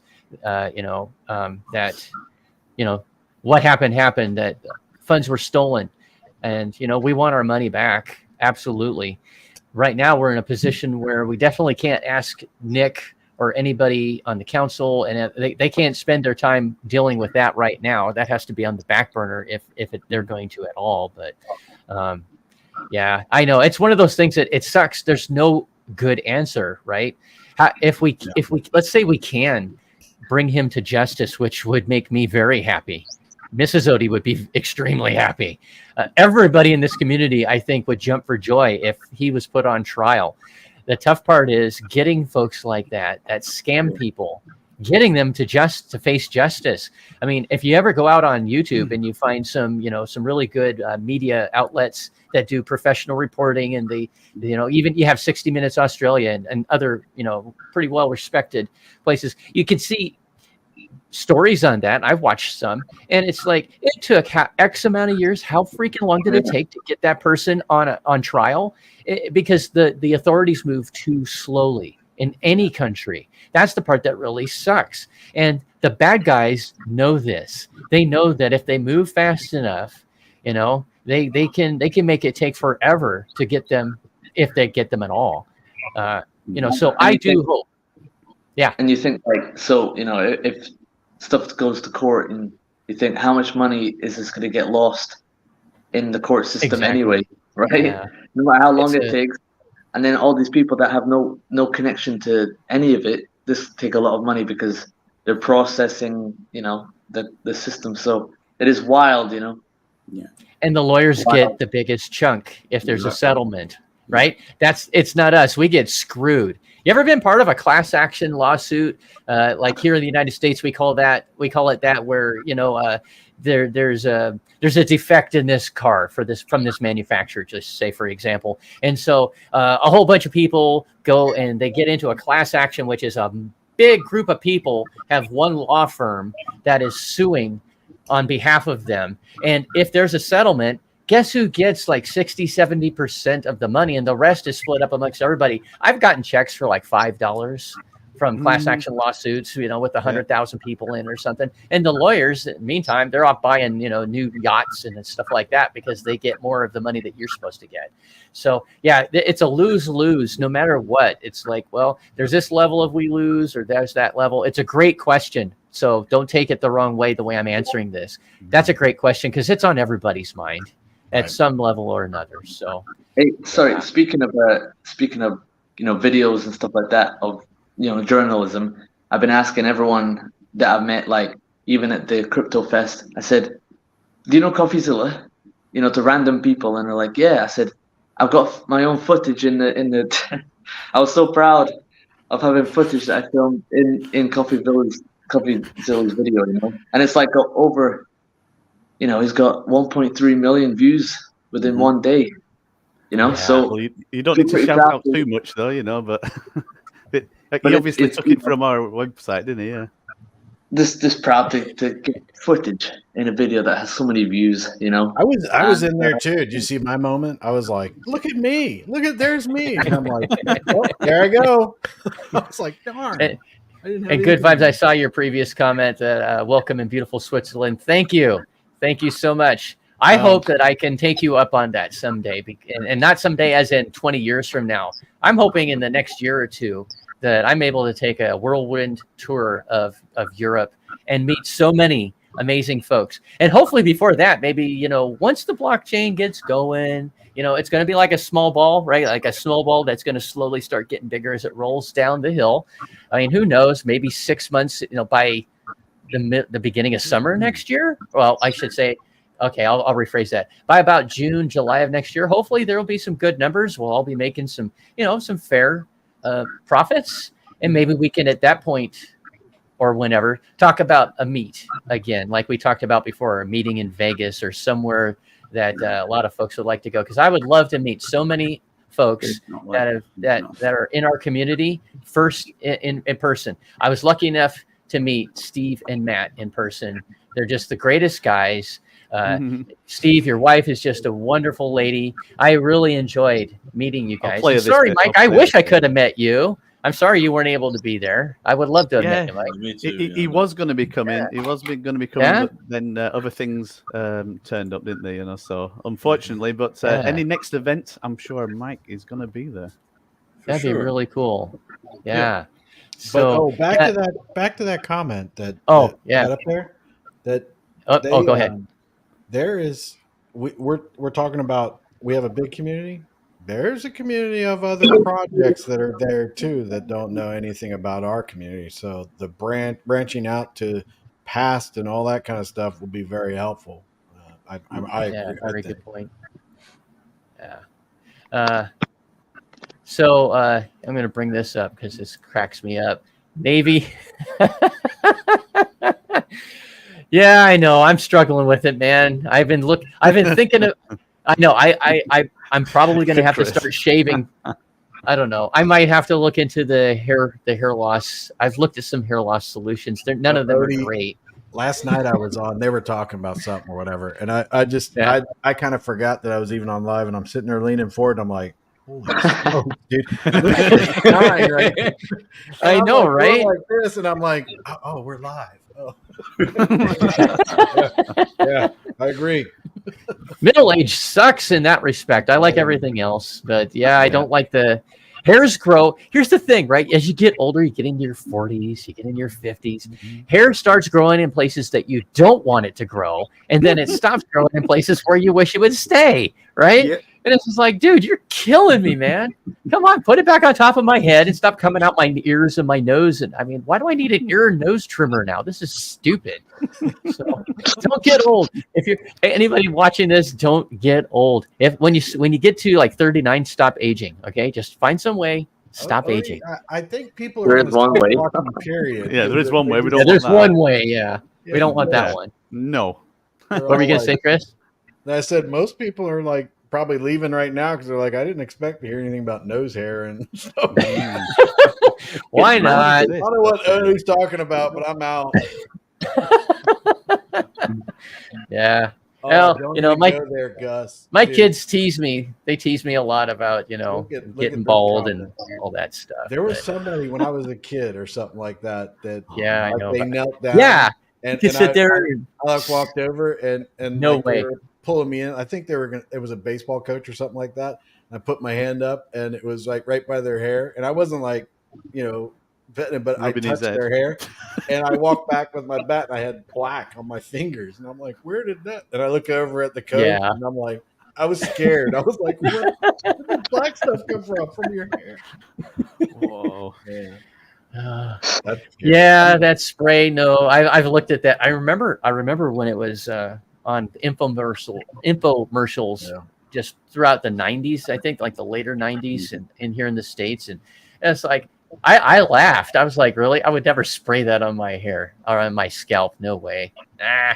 Good idea, Gus, but not for me. I don't know. We'll just see. I don't know if I'm. I for a while before I started balding on the top of my head, I actually started. I spent like 4 or 5 years dyeing my hair. I do it like every 6 weeks, and I'd use the ladies' dye because it lasted longer than the guys' dye, and it was cheaper. But after a while, I was just like, oh well, got to deal with the salt and pepper. It is what it is. So I don't know. Now you just use ice and sugar, eh? Yeah. Well, you know what? I'd rather have it all be gray instead of just partially my regular black. I don't like it being mixed. Just let it all be gray if it's gonna. That's fine. I'm all right with the mixed. Yeah. Yeah. I don't like it. And it's the same thing with my mustache and beard. My mustache is mostly black, and then the rest of it's gray. Just let it all be gray, bro. Navy Mustang says, I have 98K in Vol and also willing to lose it as long as BL the scammer goes to jail. That's a commitment, man. I have a little more than that in it, and I don't want to. I personally would like to have my investment pay off, but I'm not downplaying what you're saying, Navy Mustang.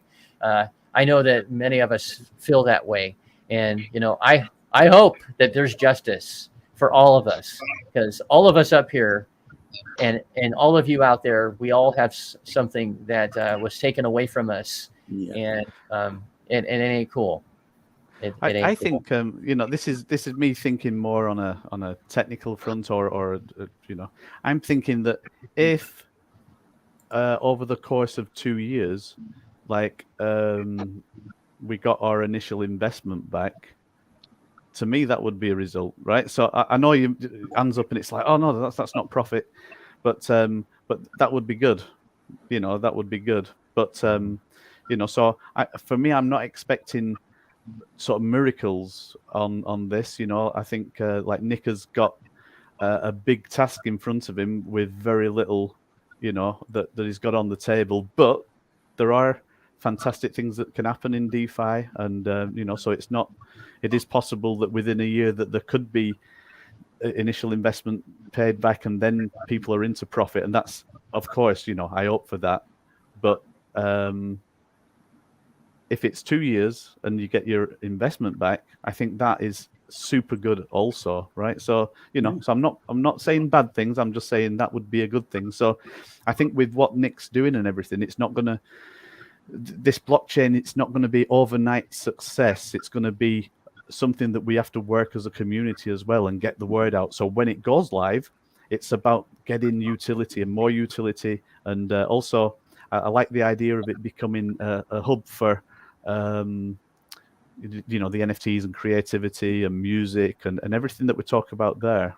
And we've interviewed, like when we've been out on our travels, we've interviewed quite a few people that are into the creative side of the NFTs. Do you remember Matt interviewing a group of guys from Mongolia, and they had we interviewed these guys from Mongolia, and what they did, they actually got artwork from lots of the local sort of, I say tribes might be the wrong sort of terminology for Mongolia, but it was the local, isn't it? Yeah, the local people in Mongolia, and they got artwork and made them into NFTs, and what they would do, they set up a business, and I think within the first day of launching, they'd raised like $1 million, right? And this is a couple of years ago now. But their idea was actually to put that money back into the community, and you know, so crypto is actually really good for some communities that don't really have access maybe to some mainstream banking systems and all that kind of stuff. We also interviewed a guy who he had a music business. I think it was called One, something like one.com or something like that. But they did all the music side of things, and they worked with a lot of artists. And some of the artists we actually recognized, didn't we? You know, I can't remember them now, but they didn't they have like for the Grammys? Didn't they have like? Oh yeah, was that, yeah, and they had the contract for the Grammys where the actual tickets for the Grammys and actually. Yeah, the idea was the idea was the actual Grammy itself, that you would get the physical Grammy, but also you get an NFT proving that you have the Grammy, so that if it got stolen, it could be replaced because it's just an item, you know. Mm-hmm. So what I'm saying is that there's a lot of scope with the blockchain for creative ideas and for businesses to come on board in all different aspects to do with creativity, which, you know, like right now, we talk about one or two things, but you know, and I think they were selling like the tickets for shows through NFTs, and there's a lot of scope out there to do a lot of things. So, you know, it's an interesting future. It's just a shame that, you know, if Nick's doing all this stuff, he's not only doing something that's going to take longer than what was initially planned, but is on the back foot. So it's even worse. You know, it's even worse than what it would be for people when they make the quick buck, you know. So, you know, the best of luck on that, you know. And like we said, we're all invested, aren't we? So, you know, we all have that desire for it to succeed, you know. So, but I do agree, you know, that I like the idea. I like to look at it that way too, Steve, where you said it'd be nice just to get to break even, to get our, you know, I would call that a big bonus. If we get to the point where I break even with what I put in, I'm going to be happy. I'm going to be happy just to start seeing even tiny little profits along the way, right? And you know, I'm going to be keeping track of it. I have spreadsheets that are all set up, and you know, I'll be keeping track of it, and it'll be nice because when that day comes, I think my wife and I are going to go out and have a big celebration. Hey, we broke even. And then now it's all just, you know, icing on the cake, right? It's all extra. So yeah, I'm looking forward to it. It's going to take a while to get there. And then she may pay a little bit more for a super chat after that. Yeah. Yeah, she might. Maybe I'll be worth more than $1. I'm worth $1. Yeah. Oh man. Jaco13 says, let's see. Oh, did I miss? No, that's the first one. He says, I mentioned to Kryptonian last night about taking the info from Tart Madman for Aussie authorities and doing a live on filling it out as a tutorial. It would probably be highly watched. And then I think he goes on to say, let's get this thing scheduled. That live would be absolutely hilarious and highly watched. So basically, it would be a live showing filing a complaint with the authorities in Australia and a tutorial all in one. Yeah, you know, I hear you. I hear you, Jacob. Yeah, that could be a high. I think that might be highly watched more than anything that I'm doing. So, Well, I think we'll get ready to wrap it up here in just a minute. I appreciate everybody watching. Again, I always appreciate it. If somebody gets something out of this, you get a laugh, anything. I mean, that's fine. Just remember, it's on you to do your research and, take responsibility for your own actions. I've lost money multiple times, more than I can count in crypto in the couple of years that I've been in so far. And it's not huge amounts. It's all on me. I made the decision. It wasn't anybody else. It was me. I did my research and I made my choices. And it happens. I remember, what was it, 2 years ago on Christmas Eve, I put some money into a project that I researched and it looked pretty solid. And I thought, okay, this will be fun. So I put about $1,000 into it, and a couple of days ahead of Christmas. And then at Christmas Eve, we finished wrapping the last presents, put the stockings out. My wife goes to bed. I'm getting ready to go to bed. And I take one last look at it. I'm like, hey, I'm up. This is pretty cool. Right on. It'll be a good Christmas morning when I wake up. And then 6 hours later, I wake up. Oh, we got some feedback coming from. Yeah, thank you. I wake up 6 hours later, and I look, and it was worth less than zero. Somebody exploited the contract, is what I found out, and drained it all. And you couldn't pay anybody to get rid of the tokens that were. I have a whole bunch of tokens that are worth less than zero. It's pretty bad. So stuff happens. But I figured we'd go around the table here before we wrap it up here. Mike, I know you came in towards the end, and I'm sorry you weren't able to come in earlier. Did you have any thoughts on anything, whether it's your project or anything else that you wanted to share before we go? Well, basically, keep the crypto dream alive. Now, crypto came in as a new opportunity for all of us to create new options in life. Right now, we are heading towards the financial system sucking back its claws, trying to take away our freedom again. So just keep the crypto dream alive, keep innovating, and so we stay strong against the beast. Right on, man. I like the way you think. Chris, any final thoughts? I think there's some exciting things going on in the near future here. I think I believe that things are going to start coming together.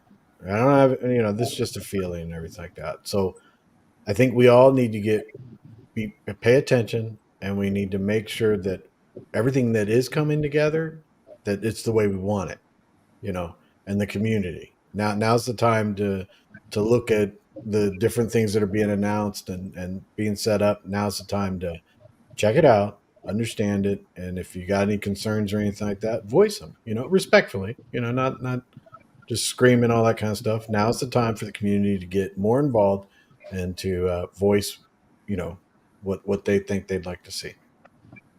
Right on, Chris. How about you, Steve? Yeah, well, I was thinking, if we were having this show 1 year in the future, what would the show look like? What would it sound like? What would we be talking about? And what I want is 1 year in the future, I want us to be looking at Cosmic Force and looking at all the game releases we've done. I want us to be looking at the new blockchain, which hopefully by tomorrow or something, we can actually give it a name. We know the name and we can say what it is. And we can say, look how we rose from the ashes, and we've been able to do this, and this.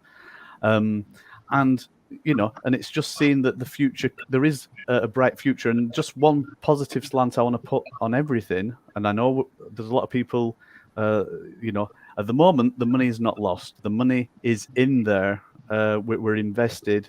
In some ways, you've got to just write it off in your head, and everything else that comes from now is a bonus. But what I want to say is that there's a good thing come from everything that's happened, and that's the community that we have been building up.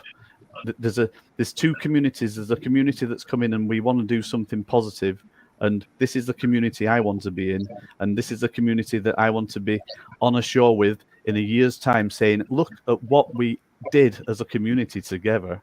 And in the background, we've got people like Biz, and he's putting the word out. We've got there's a lot of guys there in the background, and I just want to say thank you for everybody that has the faith and the trust and the belief that together we can do great things.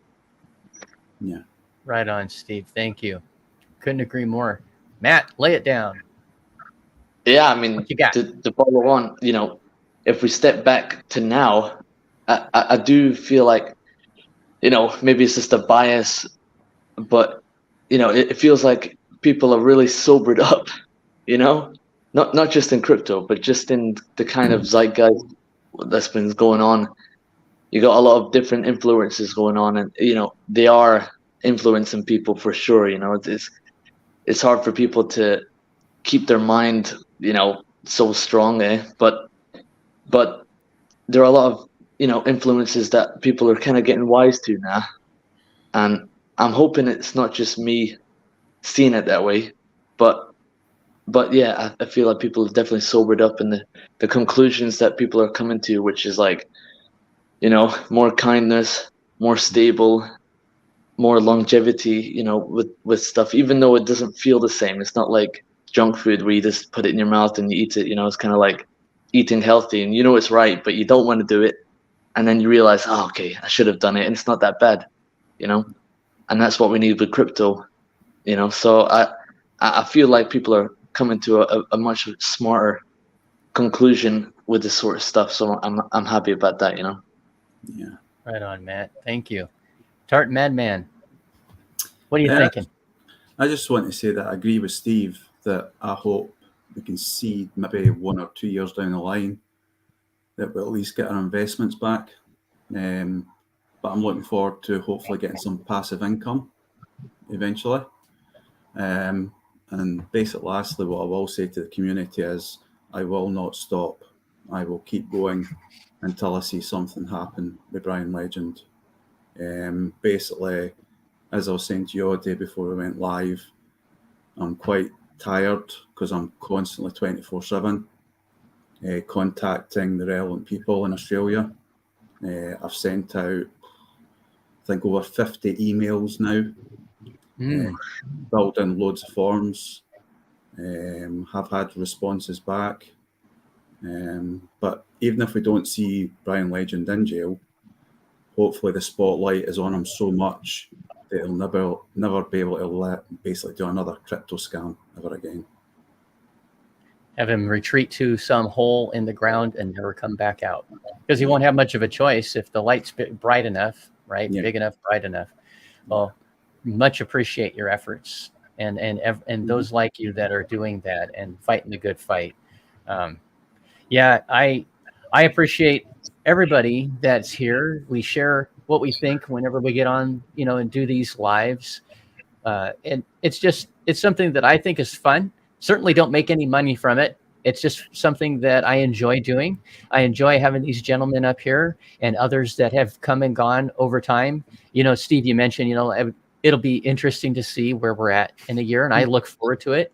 It's funny because I started my channel on a challenge from Brian Legend, back in, what was it, July of last year. So it's been just over a year. And I decided it was about time. I wanted to start a YouTube, I had started YouTube channels before, but I never really did anything with them. And I thought, okay, it's time to put up or shut up. I went to school to be, I graduated as a certified radio disc jockey personality. And that never went anywhere because the money that you make when you start was less than what I was making with what I was doing. I had just asked my lovely girlfriend to marry me. And I was like, I'm not going to ask you to marry me and then make less money. So, we didn't have the internet back then, and I couldn't do any real research like you can these days. But anyway, I digress. Yeah, it's fun to be up here. And, I used to, until a couple months ago, I used to put out the link for folks to join us up here anytime we do a live. And I stopped doing it because almost nobody ever did. But if anybody wants to jump in here and be on this side of the camera, you don't have to have your camera on. You can elect to keep that off and do audio only. But if you want to be up here, you're welcome to do it. Just hit me up in Discord, send me a direct message, and I can send you the link to come up here. all I ever ask is that you're polite to everyone, and no bashing. There's other members of our community that don't agree with that, and well, you won't come up here. Here, how about that? You just won't be up here. I don't believe in censorship, but I believe in I believe in a censoring only to the extent that if you're going to be rude or obnoxious, that's not called censorship. That's just called common sense. And I have no tolerance for stupidity or being a jerk. If you're going to be a jerk off, I don't have anything to talk to you about. Be civilized. Yeah. Anyway, so thanks again for being here Tuesdays at noon Eastern Standard Time. And as always, thank you to Biz Entertainment in the backgrounds, who is just amazing. That guy, I swear to God, he must be related to Nick or vice versa, because I don't think Biz ever sleeps. He's in every live. He's probably on all 8 channels right now that we're simulcasting to, just sitting there. If he could be a mutant, and I say that in a good way, like an X-Men, he would have like 50 fingers, and he'd be able to, manipulate all the electronics and everything, and just go like that. Totally cool. All right, well, we'll see. Tune in tonight at 8 p.m. Eastern Standard Time for Corks and Crypto with our friend Mellafella Crypto. Yep, and making poor decisions. And making poor decisions. I like those guys. And I hope I can join. We'll see if somebody decides to hit one of my bus drivers' buses and make me not be able to join again. But we'll see. We'll keep our fingers crossed. My bus drivers are some of the safest in the country. We're in the top 4 safest year after year. It's usually someone else cuts off my bus driver. If you take in the fact that how much time they're actually on the road driving and doing that stuff, I mean, their accidents are the percentage-wise are very low if you think about it. They're out there driving all day long, all night long. There's some bus agencies across the country that when we get our annual numbers, it's off the charts, and it's like they're having accidents all the time, and they're usually that bus driver's fault. Ours are it's less than 0.5% of the time that our bus drivers are actually at fault. So they're incredibly safe, but you can't stop a 60,000-pound bus that's fully loaded with 70 odd people on it on a dime like a car. A car decides to cut them off, you're going to get plowed. Yeah, it's not cool. But anyway, thank you everybody for being here, and we'll catch you on the next one.